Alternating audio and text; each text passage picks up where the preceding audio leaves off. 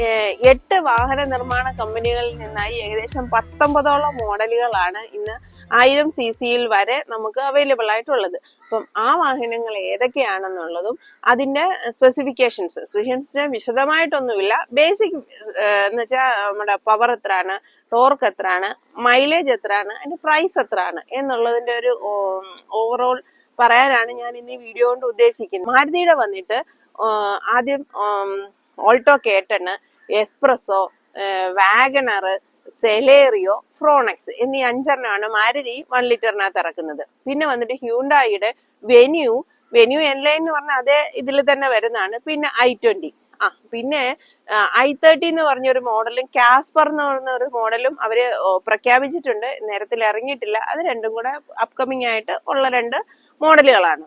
പിന്നെ വന്ന് കിയയുടെ സോണറ്റും സൈറോസും.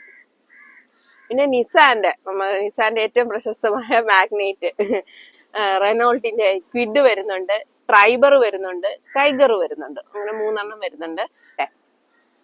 പിന്നെ നമ്മുടെ സ്കോഡയുടെ കുഷാക്ക്, കൈലാക്ക്, സ്ലാവിയ എന്നിങ്ങനെ 3 മോഡലുകളാണ് അവർ 1 ലിറ്ററിൽ ഇറക്കുന്നത്. ഇതെല്ലാം സ്കോഡയുടെ പ്രധാനപ്പെട്ട വാഹനങ്ങൾ തന്നെയാണ്. പിന്നെ നമ്മുടെ സ്വന്തം ഫോക്സ് വാഗന്റെ നമുക്ക് എല്ലാവർക്കും അറിയാം വെർട്ടസ്, ടൈഗൂൺ എന്നിങ്ങനെ 2 മോഡലുണ്ട്.